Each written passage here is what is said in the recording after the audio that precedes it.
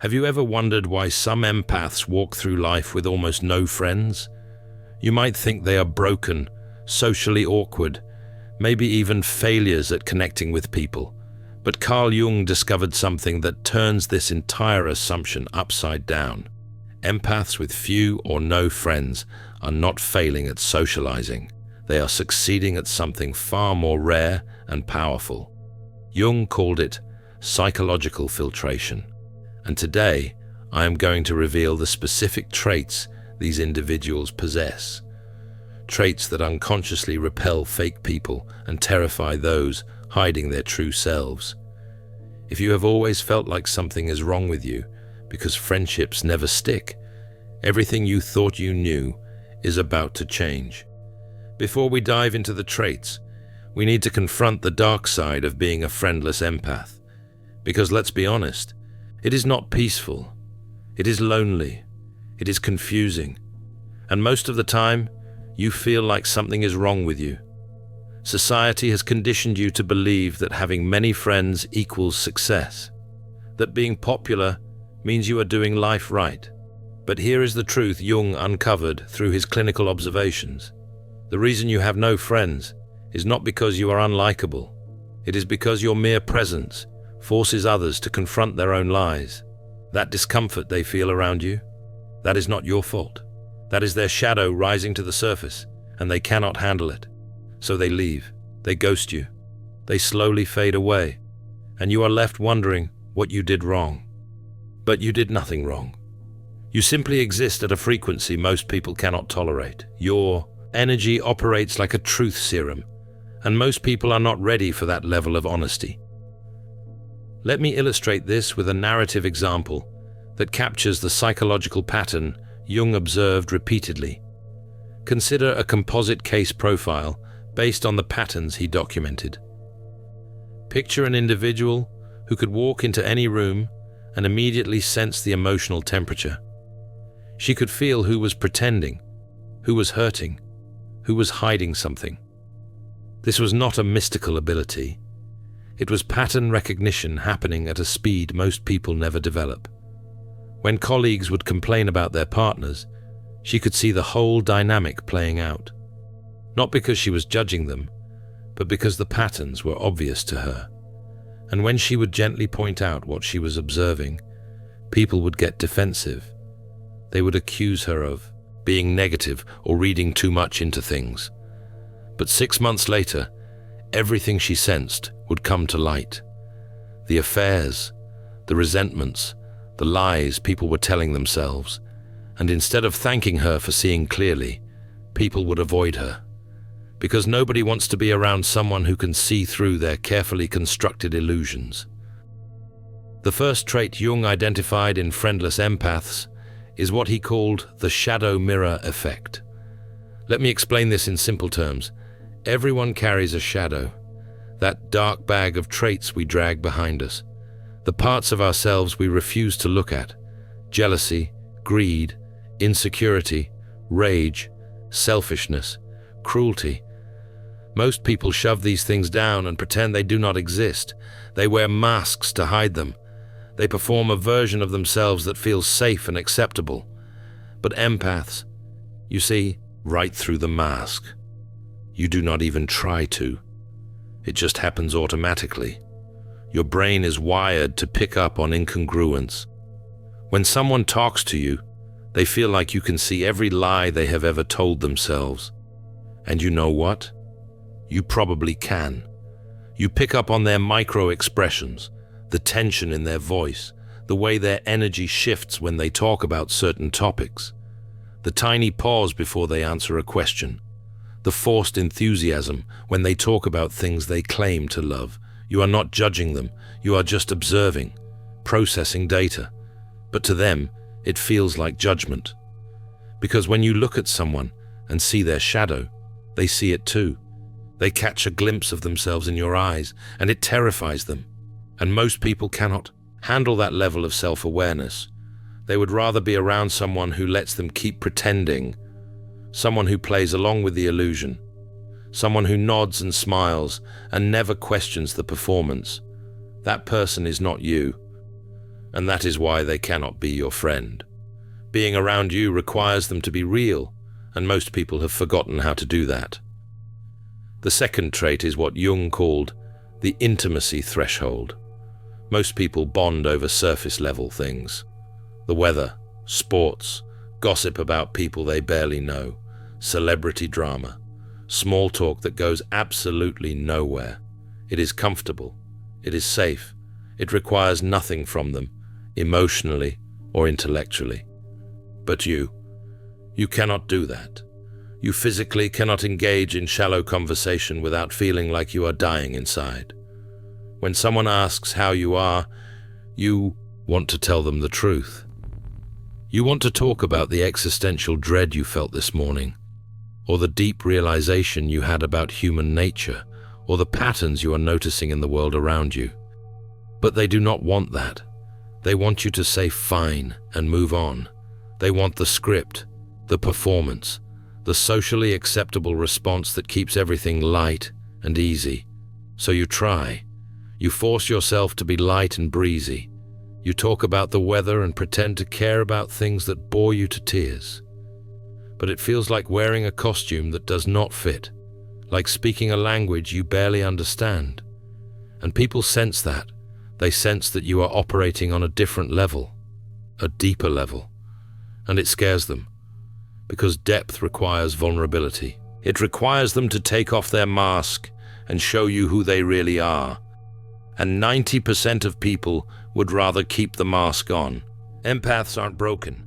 They're alchemists in progress. The Alchemist's Path gives you drills, Jung-based boundaries, and 3 exclusive chapter videos to turn overwhelm into clarity. By Surreal Mind, 236-page downloadable ebook in stock. Begin now at thesurrealmind.com. They would rather stay comfortable in the shallows where nothing is ever truly felt or examined. So they stay there. And you are left standing alone in the deep end, wondering why no one will join you. Wondering why everyone seems content to float on the surface when there is so much richness waiting below. The third trait is the lie detector vibration. This one is brutal because you did not ask for it, but you cannot turn it off. You can feel inauthenticity like a physical sensation coursing through your nervous system. When someone is lying to themselves, you feel it in your body. It makes your skin crawl. It makes your chest tighten. It makes you want to leave the room immediately. You are not trying to detect lies. You are not playing detective or looking for reasons to judge people. But your nervous system picks up on the dissonance between what people say and what they truly feel, between their words and their energy, between the story they are telling and the truth they are living. And once you feel it, you cannot unfeel it. You cannot unknow what you know. This eliminates most social circles. Because let's be real, most people lie to themselves constantly. They stay in jobs they hate and say they are building a career. They stay in relationships that drain them and call it commitment. They abandon their dreams and call it being realistic. They betray themselves every single day and pretend it is fine. And you? You cannot be around that energy. It is too heavy, too suffocating, too dissonant. Your system rejects it the same way your body rejects spoiled food. So you pull away. You create distance. You stop accepting invitations. And people think you are being difficult or judgmental or antisocial. But you are not. You are just protecting your energy from the weight of everyone else's self-deception. You are refusing to participate in the collective delusion that everything is fine when clearly it is not. The fourth trait Jung identified is psychological hermeticism. This is the concept of necessary withdrawal, the intentional stepping back from the noise of the world.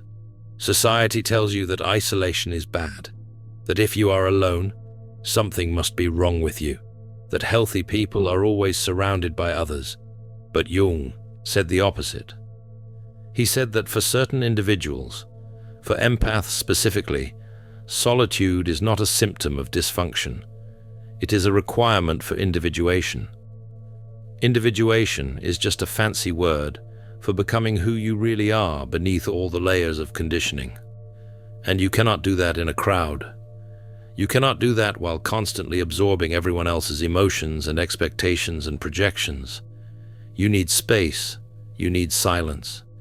You need time alone to process the overwhelming amount of information your brain takes in every single day. This is not antisocial behavior. This is self-preservation. This is you honoring your need to recharge and recalibrate. Jung called it an incubation period, a time when you withdraw from the noise of the world so you can hear your own voice, so you can integrate all the parts of yourself that society told you to hide, so you can separate what is yours from what you have absorbed from others. And when you emerge from that incubation, you are not the same. You are stronger, more whole, more aligned with your true self, more clear about who you are and what you will no longer tolerate. But society does not understand that. They pathologize your solitude. They call you depressed. They call you weird. They tell you to get out more, make more friends, be more social, go to more parties. But Jung understood. He knew that your isolation is not a prison. It is a fortress, a sacred space where you are building something powerful, where you are becoming someone who cannot be shaken by the opinions of others. Now let's talk about the controversy, because society has very strong opinions about people like you. If you have few friends, they assume you are the problem. They assume you are difficult, antisocial, maybe even mentally ill. There must be something wrong with you if you cannot maintain friendships like normal people. But Jung challenged that assumption completely. He said that more friends does not equal a better life. In fact, for empaths, having too many friends can be a sign that you are betraying yourself, that you are dimming your light to make others comfortable, that you are playing small so you do not threaten anyone, that you are sacrificing your authenticity on the altar of social acceptance. And here is the uncomfortable truth that nobody wants to talk about. Most friendships are not based on genuine connection. They are based on convenience, proximity, shared superficial interests. People call each other friends because they work together or live near each other or went to the same school. But are they really friends? Do they actually know each other? Do they see each other? Or are they just two people wearing masks, pretending to connect while staying safely on the surface, never risking the vulnerability that real friendship requires? You cannot do that. Your system rejects it. You would rather be alone than fake a connection. And that is not a flaw. That is a feature. That is your integrity showing up. That is your soul refusing to settle for less than what it truly needs. So here is where everything shifts. The moment the empath realizes their solitude is not a prison, but a fortress, you have not lost friends. You have simply stopped settling for energy vampires. You have stopped forcing connections that do not feed your soul. You have stopped pretending to be someone you are not just to avoid being alone. And that is terrifying at first, because loneliness is painful, because humans are wired for connection, because being alone triggers every abandonment wound you have ever carried. But there is a difference between loneliness and solitude. Loneliness is when you abandon yourself to be with others, when you betray your truth to fit in, when you silence your voice to keep the peace. Solitude is when you come home to yourself, when you choose your own company over bad company, when you honor your need for depth, even if it means standing alone. And once you learn to be at peace in your own company, something incredible happens. You stop needing people to validate your existence. You stop seeking approval from those who cannot even approve of themselves. You stop waiting for someone to save you from the discomfort of being human. And in that space, you become sovereign. You become someone who can stand alone without falling apart. Someone who can be surrounded by people without losing themselves. someone who can offer love and connection without depleting their own reserves. This is the shift Jung was talking about. From lonely to sovereign. From desperate for the many to patiently waiting for the few. And that brings us to the final resolution. How do you integrate this? How do you move from feeling broken because you have no friends to feeling empowered by your selectivity? First, you have to stop seeing your friendlessness as a failure. It is not. It is a boundary. A very necessary boundary that your soul has put in place to protect you from people who would drain you, dim you, or destroy you. Your lack of friends is not evidence that you are unlovable. It is evidence that you have standards, that you refuse to settle, that you value quality over quantity. Second, you have to understand that you are not looking for the many, you are looking for the few, the rare ones who can match your depth, the ones who do not flinch when you remove your mask, the ones who see your intensity and say, yes, more of that, show me everything. Those people exist, but they are rare, and you will never find them if you are wasting your energy on shallow connections that go nowhere. If you are filling your life with people who keep you on the surface, you will never dive deep enough to find the ones who live where you live. Third, you have to practice being comfortable in your own energy. Spend time alone. Get to know yourself. Learn what you actually think and feel when you are not absorbing everyone else's opinions. Build a relationship with your own soul, because the quality of your relationship with yourself determines the quality of every other relationship in your life. And finally, you have to trust the process. Trust that your isolation is temporary. Trust that the right people will find you when you stop chasing the wrong ones. Trust that your sensitivity is not a curse. It is a gift that will eventually lead you to the connections you have been craving your whole life. Let me be clear about something. You are not antisocial. You are selectively social. You are not broken. You are awake. You are not failing at relationships. You are refusing to participate in fake ones. And that takes courage. It takes strength to stand alone when the whole world is telling you to blend in. It takes wisdom to walk away from connections that do not serve you, even when you are desperate for companionship.